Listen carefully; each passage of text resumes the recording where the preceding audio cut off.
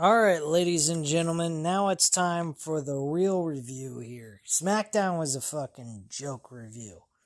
Honestly, there was nothing of excitement that came out of that episode. It was an average show with some decent matches, but overall, storyline progression, nothing there. Now we get into a serious situation that I think is going to be a mixed bag by fans, with John Cena becoming this so-called new heel. Personally, I get what they were trying to accomplish here with John Cena by playing into the fans going ahead and hearing what the fans probably were saying behind the scenes. The WWE creative was hearing, oh, what about John Cena being this way and dressing a certain way and talking a certain way and acting a certain way and blah, blah, blah, blah, blah. They played into that stuff and used it towards this new character of John Cena. It's weak. It's a generic heel promo that they constructed for last night's Raw. Did it need to be this way? I think the portion of him being angry at the fans, yes. But to go to the extent of making him look the same way as he did as a babyface, I think is crazy. There is a touch of brilliance towards this whole idea. I will admit that. Such as the fact that in the promo he says, I'm not a heel, I'm not a baby face, I'm a human being. That I did like. That was touching to the inner core of a person.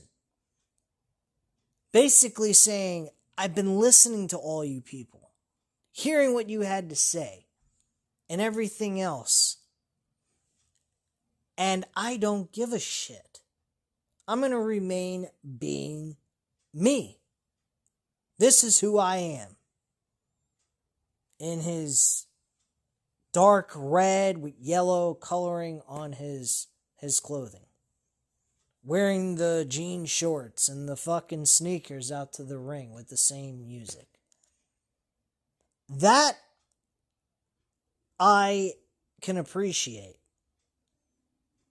But for him to sit there, literally sit there and say his primary reason for doing what he did was because the fans don't appreciate him. I don't know, John. You might have a hearing problem. Maybe you want to go get a hearing aid or something. But the times that you were showing up to these shows, the fans were cheering for you. They respect you for what you have done in the last 5+ years because of what you have done with the talent. How you're caring about the young stars of today and not being like a Hulk Hogan worrying about your perception and continuing to look like the main event, the most important thing, when you know damn well it's a fucking fixed show, number one, and number two, you're not going to be there forever to do it. So you got to find new people to put them in your shoes at that point. And you did all those things. You jobbed out to other people. You jobbed out to Kevin Owens at one point. You jobbed out to AJ Styles, not in one, but 2 fucking matches in 2016. You made Baron Corbin look great at SummerSlam in 2017. And you have lost consistently to everybody for a bunch of years. Could never win a fucking match on his own. And the fans still cheer for you. That part I don't understand. Now, there's one little thing they could have said that would have turned my opinion, and I'm saying opinion because this is a mixed bag. There are people that like it, there are people that don't. For it to be successful, we have to wait and see how everything turns out. I think that's the best thing to do at this point in time with everything that's being said about the promo. There's a lot of people saying it was great. There are a small portion like myself that are saying it sucked. And I'm telling you, this was not it for me. For me, it wasn't. One, they should have had him coming out dressing differently. You don't have to change the song if you don't want to. Fine. He should have been coming out in a fucking suit and tie. Straight up. That's what... He is that guy now. He's a suit and tie guy. That's the way he should have came out for this promo. He should have came out in a suit and a tie. Like the way he does for his interviews, for movies and everything else. The man is constantly wearing a suit. He ain't wearing fucking, jeans and a button-down t-shirt type of shit at all anymore. That's not John Cena anymore. He's a professional. He should have been dressed up in a professional suit. Greased hair. The way he does in Hollywood. The way he is. This is supposed to be the new him.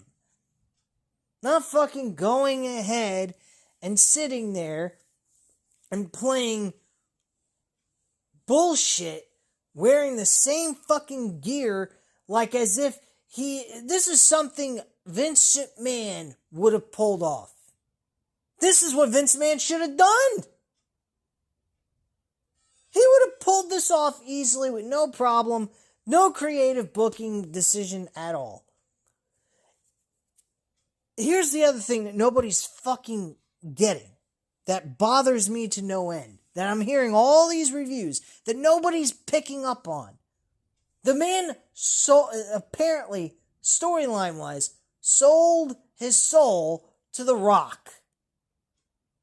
The Rock does not dress the same way he used to dress. He's not acting the same way he used to act.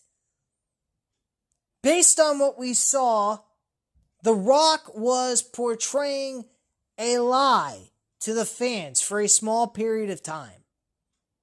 Between January of this year up to the point where he asked Cody to sell his soul. It was a con. That's all that was. John Cena's character is still the same. The only difference between John Cena babyface and John Cena heel is he don't like the fans no more. That's it. He still has the hustle, the loyalty, and respect shit. Vince would be so fucking proud. He'd have been like, damn, why didn't I think about this? Left the same old shit, generic crap that's on him all the time, wearing the fucking damn shirt, looking like a fucking Fruity Pebble. This is shit that The Rock talked about with John Cena. He's a fucking Fruity Pebble. And he's still looking like a fucking Fruity Pebble at this point. Only now he doesn't like the fans. Oh, 20 plus years, the fans hate on me. But all those years, he walked around and said, you can love me, hate me, whatever, I'm still gonna be me, and that's it. Okay. I could play with that. That works for me. That makes sense. This shit, what John Cena did last night, makes him look like he's having a mental breakdown or he's going mentally psychotic. It makes no fucking sense. It does remind me a little of CM Punk back in 2012 when he turned heel. The only reason why he had a right to turn heel was because he was getting nowhere with his babyface run because he was being placed second to John Cena while he was the WWE champion. So what did he do? He turned heel. But he had to turn heel on the fans in the process. to me, it made him look fucking whacked out of his mind. Saying the fans didn't respect him, nothing else, blah, blah, blah. They didn't care about it. They care about good old John Cena. I'm like, sitting back, watching that back in the day, I was like, what the fuck? He's coming across like a complete mental case. Michael Cole sitting on the fucking in the commentator's booth saying exactly what people are thinking. Well, at least what I'm thinking. You're coming out here telling the people that they don't appreciate you, they don't love you, they don't care about you. They're fucking spending money on your fucking merchandise, making your ass rich, making you capable of going to Hollywood and making something more out of yourself than just a wrestler. They're going and spend their money to go watch you in movies. Fucking Michael Cole made more sense in this whole situation than John Cena. It's ridiculous.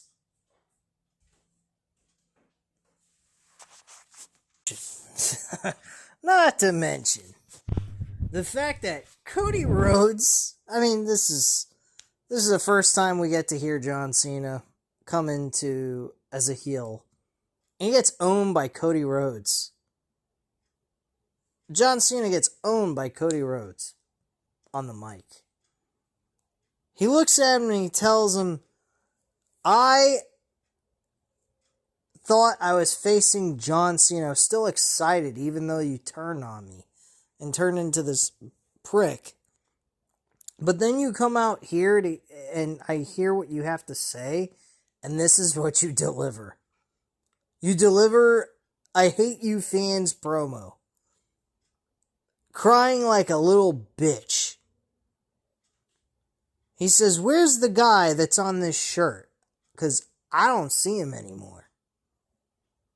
Because if you ain't bringing that John Cena to this WrestleMania match for the WWE title, I'm going to run you down.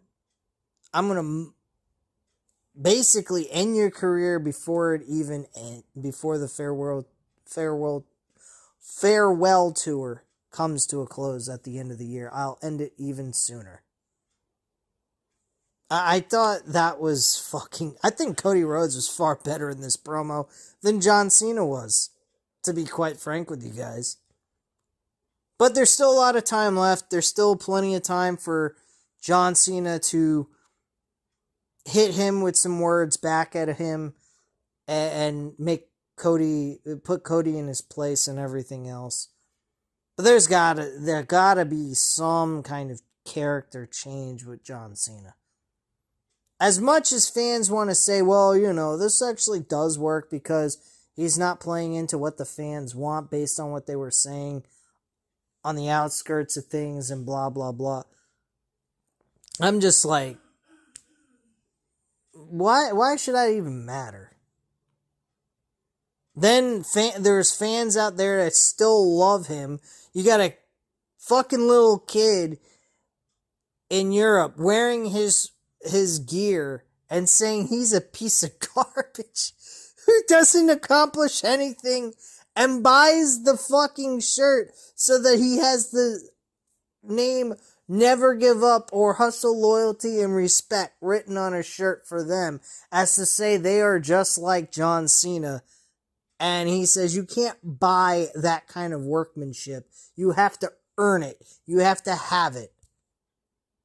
He said, these letters on this t-shirt describe who I am as a person. Great! I think that was fantastic stuff. That was great stuff. I will not discredit him on that. But to say that the fans that cheered for him are pieces of garbage as well, you're just forcing a narrative that just doesn't add up, man. It really don't. With that perspective of a heel turn, it doesn't work for me. At least for me, anyway. This is what I was picturing in my mind. John Cena comes out.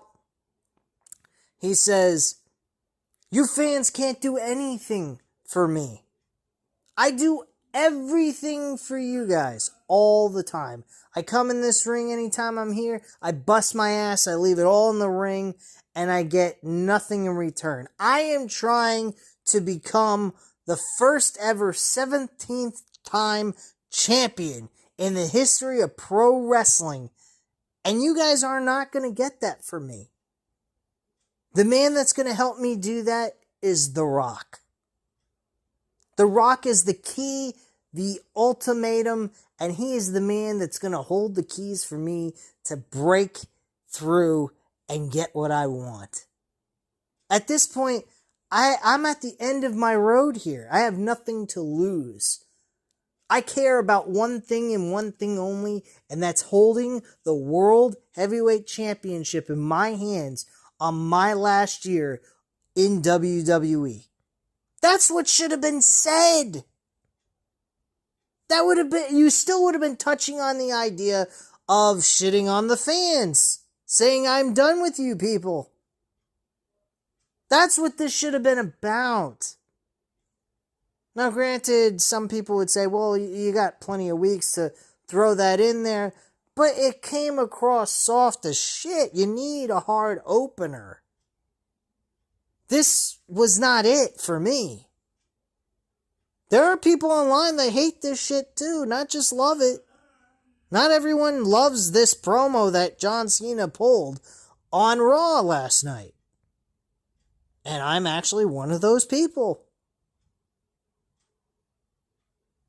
You wanted him to still have the gimmick, never give up, whatever. Fine. But to have Cena go ahead and do what he did last night just seems weak. I honestly think the whole agenda should have been what I just said about him pursuing the 17th run as world champion. He has nothing to lose, everything to gain. And if you want to poke at the fans saying, for 20 plus years I got to hear you guys say, let's go Cena, Cena sucks. And it didn't bother me. But as I'm getting to the end of my career, I want the WWE Championship. And now, because I want to enhance my career at the end of my run here in the WWE, you guys want to hate me for it? You know what? Screw all of you. And you know what? Hey, I'm sorry to tell you, kids, whether you love me or hate me, you can still love me after this, or you can hate my guts. I don't care. You're not going to help me get my 17th run as world champion. That's what the whole fucking thing should have been like. That would have made more sense. Sorry, but not sorry. I don't care about the fans no more. I've cared about the fans for all these years. And guess what? I need to focus on me now. It's my last year. It's now time to become a world champion. No more being a fucking loser. And he could have even thrown that in their face. It's funny. You guys hated me for so much. Well, this is something he mentioned. He mentioned during that promo that he turned heel. They loved him for a little while. Then he went ahead, became a world champion. He thought if he worked harder, they even cheer him more. And then they started hating him again. And blah, blah, blah. He could have said, you know what? I went ahead for many years, top guy, world champion, and I had half the crowd singing, let's go Cena, Cena sucks. And in the last 5 years, I've been on this historical losing streak. Can't buy a fucking win. And now, and the last 5 years, you guys have loved me. Maybe there's a reason for that. Maybe you just love losers. Or maybe you just love seeing a good wrestler like myself, someone who's successful, fail. Whatever the case may be, I don't really care. Because now I'm in the driver's seat of becoming the next World Heavyweight Champion. And I'm going to get back to the way I used to be, which is being a winner instead of being a loser like all of you. There you go. Use the connection of the losing streak with the disconnection of the fans not liking him at the time when he was at the top of his game and saying, I want to get back to being that John Cena, a winner, a super Cena, a guy that can't be beaten. And if you want to hate me, go ahead. Because I don't care anymore. It doesn't matter to me to be a goody two-shoe motherfucker. I care about doing one thing and one thing only on this last year of my career, and that's becoming the world heavyweight champion. And being a winner going out on my own accord. Not being a fucking loser, losing to everybody and looking like a deadbeat chump that should have never been. That is the direction they should have went with John Cena at last night's promo. They went with this. A plain, generic, I hate you fans. Without the connection of, I've been on a terrible losing streak. I want the world championship. That's what should have been delivered. That's it. He could even look the way he looked in the middle of that ring. I would even taken that. No, we didn't get any of that. We got John Cena just fucking crying like a bitch. Something I've never seen a character or even ever imagined John Cena being. A crybaby back bitch. I don't even know how The Rock could even sit here in this storyline saying, yes, that's what I want as my John Cena. My champion. Because that's the whole fucking point of this. Is The Rock having a champion. Having his own champion. Designed the way he sees him to be. Is this really The Rock's perspective and perception of what he wants John Cena to be like? A crying, whiny, fruity pebble douchebag? Saying the fans suck and he's in a toxic relationship. And he's breaking up with everybody. Even the kids. Oh! Come on, fuck on, man. Do better than this. I've seen them do better shit than this. This was fucking garbage. I'm sorry. I can't fucking buy into this crap. I really cannot buy into this heel turn. This heel turn of John Cena it fucking sucks. Plain and simple. I pretty much fucking stated everything I needed to say. I don't need to read the verbatim comments from WrestleView. Okay? So I'm going to skip through all this shit. I've gave you a long, drawn-out fucking commentary for 20 plus minutes on my opinion of what they should have done with fucking John Cena. So, Braun Breaker has a match with Finn Balor in the main event of the IC Championship, for the IC Championship.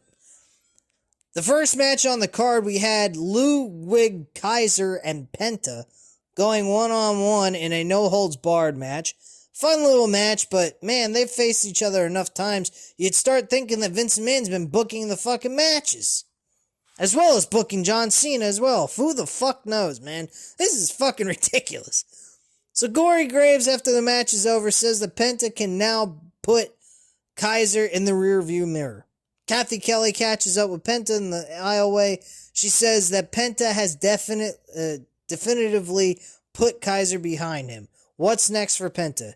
Penta loudly thanks Bristles and says they are amazing. He loves them, and Penta is alive not only in Europe but also in every continent in the world. What's next for him? The Intercontinental Championship. Penta doesn't care what he has to do. Penta has zero miedo. Zero fear. I think Braun Breaker, Penta for the IC Championship, I could roll with that. I'd like to see Finn Balor and Dominic Mysterio in a one-on-one match. And we get the reveal of a new member of the Judgment Day.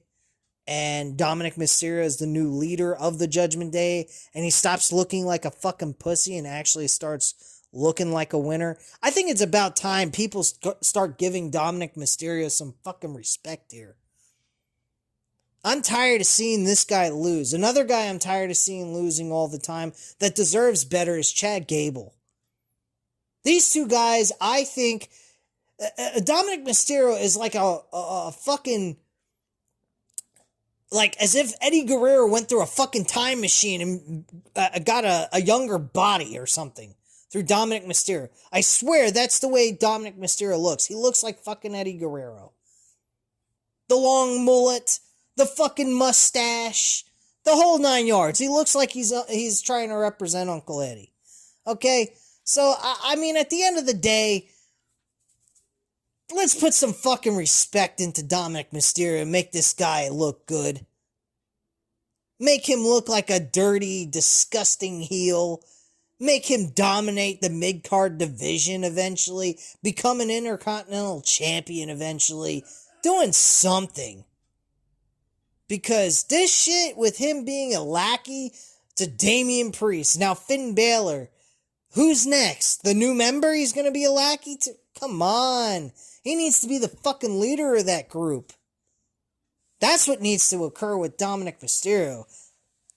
This shit is just... I want to see Dominic Mysterio face Finn Balor and Finn Balor losing to Dominic Mysterio with the new member being added to the Judgment Day and Finn Balor getting kicked out. That's the way I'd book this shit. Give Dominic Mysterio a fucking memorable moment. Not put him in a multi-man match for the IC Championship. Because that could be the direction they're going with this shit. And I sure as hell don't want to fucking see this. Judgment Day Clubhouse segment. WWE Women's Champion, or Tag Team Champion Liv Morgan and Raquel Rodriguez are in the clubhouse. Finn Balor walks in. They wish him luck in the IC Championship match. Balor wishes them luck against Jade Cargill. Dominic Mysterio walks up and says he wants to offer Penta a spot in the Judgment Day. Balor isn't happy with Mysterio, and Penta is just challenged for Balor's Intercontinental Championship, which he hasn't won yet, and he doesn't, of course. Balor says Mysterio is a snake and walks off, and Mysterio says to Carlito that he didn't know that Penta would actually do that. And Carlito says, you don't watch the show, do you? I thought that was fucking hilarious. I gotta admit, Carlito is more of a comic relief for the Judgment Day. Something R-Truth would have played into if he would have turned heel and they would accept him into the Judgment Day, honestly. But that's not to be. That wasn't to be. But Carlito's playing that role. He's playing a comic relief in the Judgment Day. He shoots out some funny lines here and there from time to time. I thought that was fucking hilarious. But Dominic Mysterio looking like a schmuck like that, I didn't like. I wasn't too keen on that. I thought that kind of blowed. Ivy Nile had a match against Dakota Kai, another American-made member, losing. I have a huge fucking problem. American-made is a good faction that has been constantly losing. Why? Why did they even get created in the first place? To lose? You had Chad Gable leave Alpha Academy behind him, discontinue with them, created a new faction so he can do the same thing he was doing with Alpha Academy in the first place. Where the fuck does this make any damn sense? You have them lose to the Wyatt Six, which are doing absolutely nothing. At first it was okay, but now that Wyatt Six ain't there, makes it look like a complete, utter waste of everybody's fucking time. And the loss meaning absolutely nothing. And now you got Chad Gable dressing up in a fucking luchador mask. Trying to get the inner dark secrets of the luchador mentality. Like, what? What on! What are you doing? Owen Hart reenactment of the Blue Blazer? Like, what the fuck is this shit? Ivy Nile loses. She loses. Fucking ridiculous. Rey Mysterio and Dragon Lee of the LWO hit the ring and attack the Creed brothers. Gable sees the LWO and runs, and the LWO chases Gable through the crowd. Nile looks on at the chaos, and Kai hits a boot in the corner, followed by the go-to kick, and 1, 2, 3. That's... oh my god. Like, what the fuck? Had the contract signing for the Women's World Championship with Io Sky and Bianca Belair. Of course, we know that that's not all that's in this match. We have to include Rhea Ripley in the situation.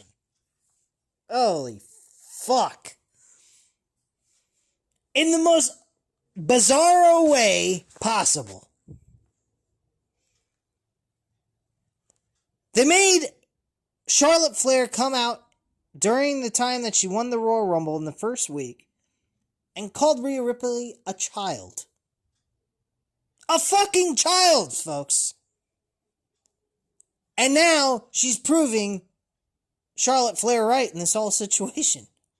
She lost the fucking Women's World title and she's acting like a fucking child instead of being a professional. Waiting her fucking turn in line and getting an opportunity for the title at the next chance that she can get when it's not a multi-man match. There was no guarantee, there was no chance of them being a multi-man match at all. Now, they could have done this with Io Sky. This would have worked. Had Io gotten screwed in the match by, like, Bianca Belair by accident, again, getting screwed, and being very pissed off about this, which she would have had a right to, because it was her only shot left, and she forced her way in, to me, that would have made a lot more sense. Rhea Ripley, in her situation, got distracted and cost herself the fucking title. Bianca Belair did not get involved in the match. She did not try to distract her. Rhea Ripley distracted her own self because she felt that Bianca Belair was thinking that Io Sky would be an easier opponent than her, and she felt very insulted by that. To me, that makes fucking Rhea Ripley look like a gosh darn idiot. A full-blown mental case. As you guys might be thinking to yourselves right now with this rant, that I'm a fucking mental case as well, which is fine, okay? I'm just having a fucking long drawn-out rant, because there were some things on Raw that was absolutely fucking retarded. This was one of them.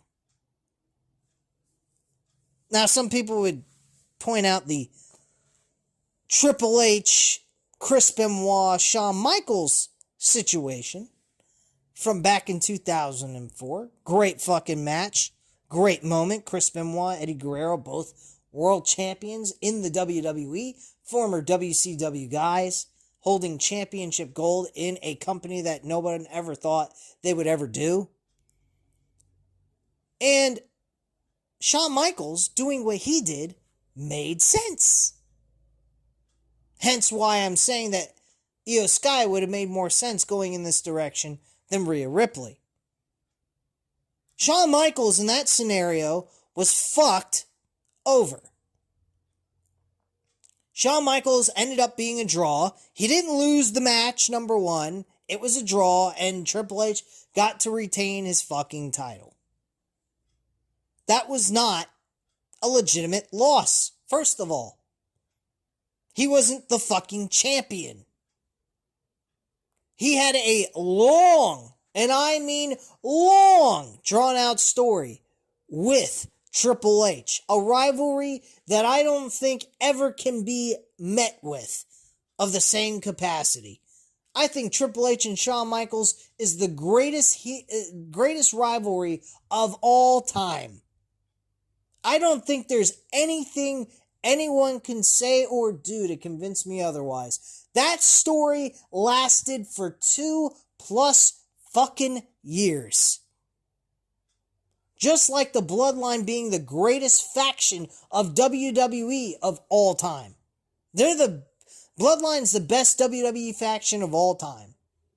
That storyline lasted for years, for almost 5 fucking years, and still pieces of it still exist. Through Solo Sikoa, Jacob Fatu, Tama Tonga, and Tama Loga. Those men still make that fucking storyline still somewhat exist. It's a more watered down bloodline, but still, it is what it is. It lasted almost 5 fucking years. 5 years, man. That's fucking crazy. And it wasn't old. It didn't get old until near the end, of course, with Roman Reigns as champion and all that. But, my God. Like, you're going to tell me Rhea Ripley's going to make Charlotte Flair be proven right that she acts like a fucking child? You got Adam Pearce, after she signed her name on the fucking contract, saying she's acting like a fucking child. And she's going, yeah, just add me to the match. Add me to the match. And, of course, Adam Pearce is going to add her to the fucking match. And that's what it's going to be. I mean, unless they do some sort of thing where they have her have a match with, like, Liv Morgan or someone else of a big name, and if she ends up losing, she can never get a shot for the World Championship until after WrestleMania or something like that, and Liv Morgan gets the shot next after the WrestleMania match, some shit like that, or like Liv Morgan gets a shot for the world title next after WrestleMania, and if Rhea Ripley loses, she doesn't get a shot for the title. If she does win, she gets added to the match and makes it a triple threat match. But if Liv Morgan wins, she gets the shot instead of Rhea Ripley, but Liv Morgan gets it after WrestleMania. They could go that route. That would work for me. But if they go out right and say, yeah, you're added to the match, you signed the dotted lines too, even though it didn't have her name on it to be included in the match, I'm like totally against this idea. Because it's just fucking forced. Like everything else they're doing right now. They're doing a lot of things forced. Since Elimination Chamber, this has been an absolute fucking dud for me. They're falling downhill fast. I mentioned in the SmackDown review, Jey Uso and Gunther ain't working for me, man. I was excited for Jey Uso winning the Royal Rumble, and ever since then, it's been rinse and repeat.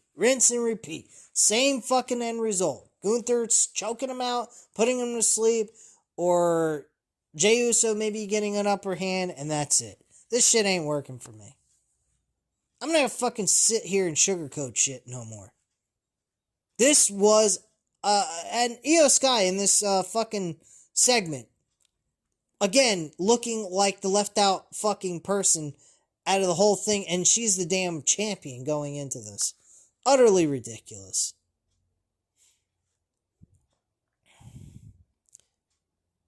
Next up, you had Jey Uso, fired up. Lately, he's been doubting himself.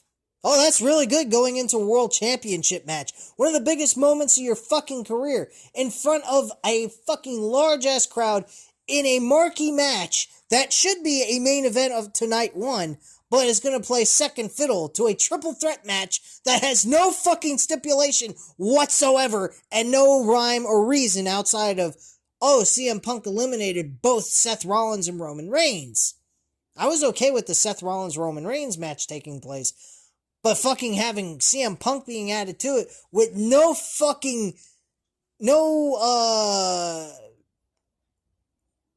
light at the end of the tunnel, there's no benefit from the match, it's just 3 guys wrestling each other, and who wins, it doesn't matter. They just get the main event of night one. Wow! And Roman Reigns getting a main event of night one. That is very unusual.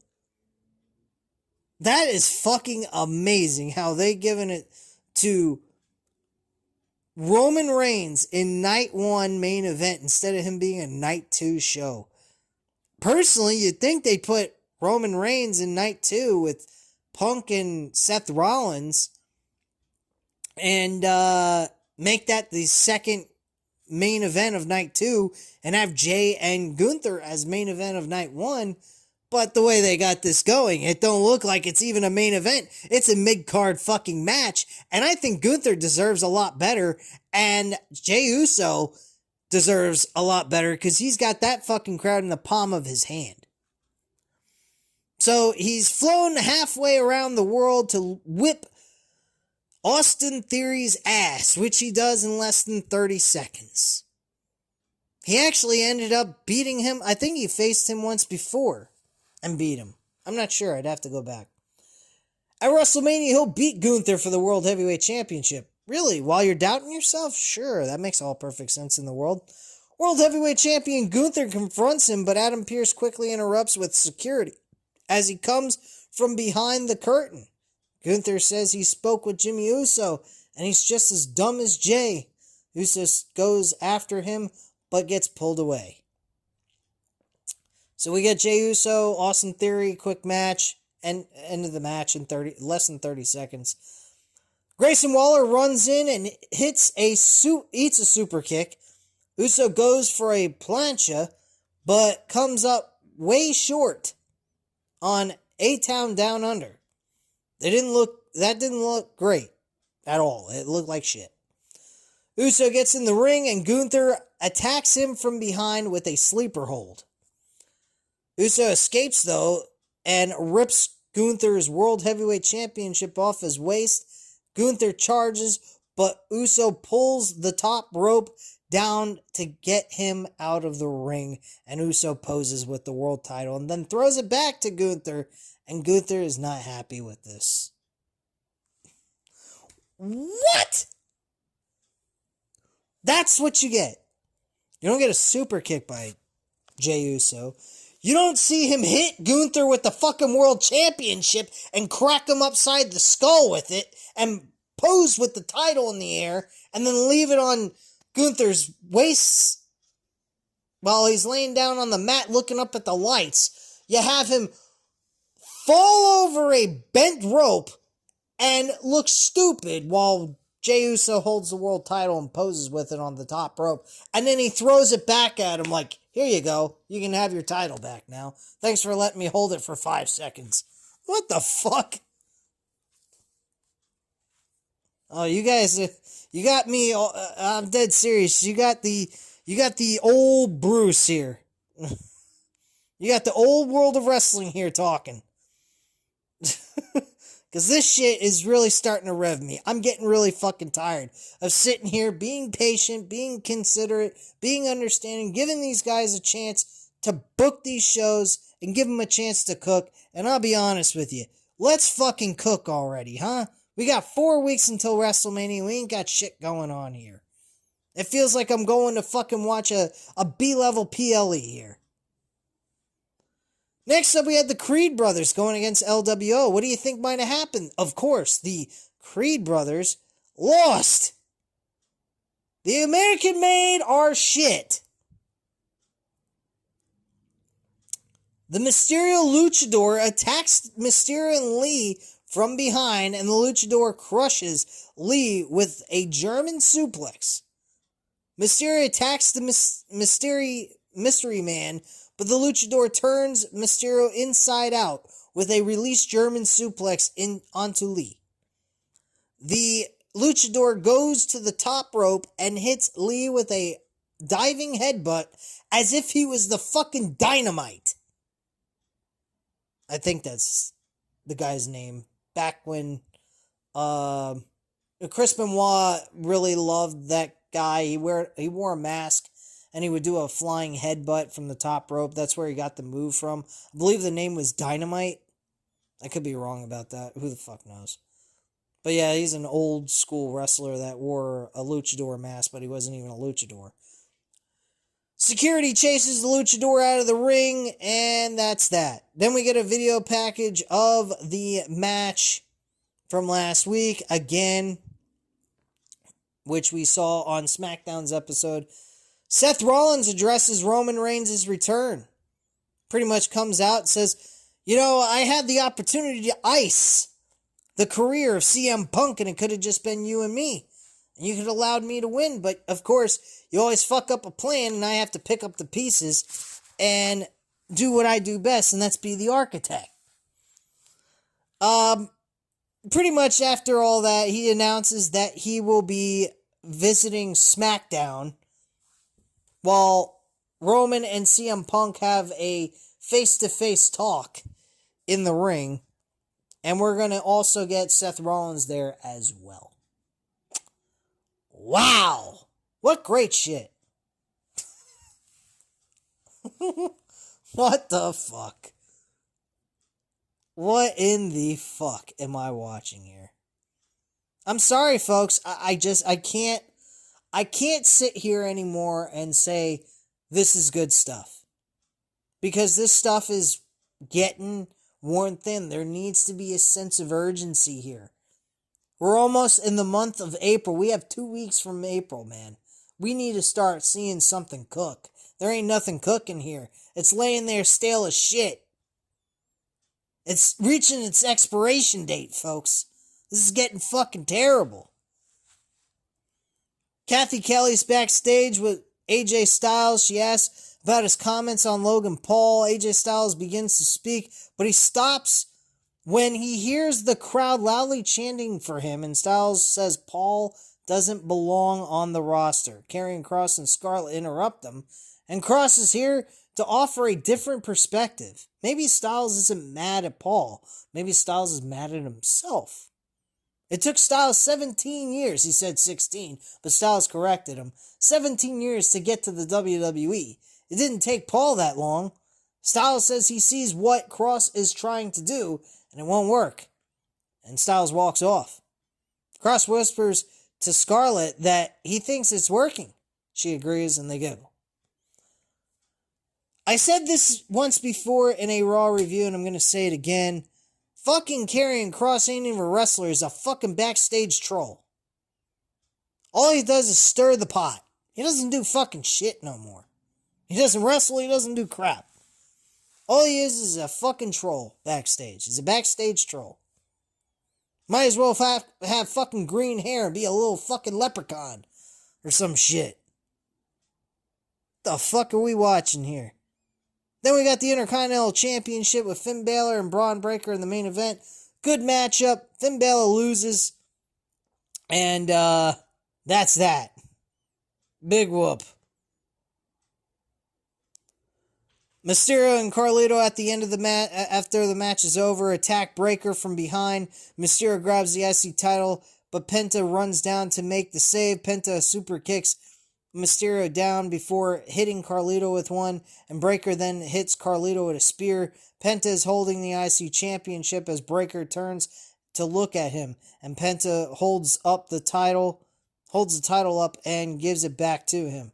Breaker holds the title up, and Penta does the Ciro Meadow taunt, and Penta walks off on Breaker as the credits roll and the show comes to a close. That's your Monday Night Raw review. Was there some good things in it? Yes, I think the wrestling was decent. I think the booking of the American Made, fucking terrible. John Cena, fucking terrible. I think they could have done better with all this. Was there some good moments? Yes. Was there some fucking bad ones? Absolutely. I'm not going to say I hated Raw. I'm just going to say how they executed it was shit. It was watchable. It was somewhat enjoyable. But this is not work. I'm not going to give them a thumbs up anymore until we start seeing something come out of them. And I think we better. Because this shit, like I said, if you want to talk in a food perspective of things, food metaphor, this shit is reaching its expiration date. And we need to see something happen. And get to the fucking point here. But that's all I have to say at this time, guys.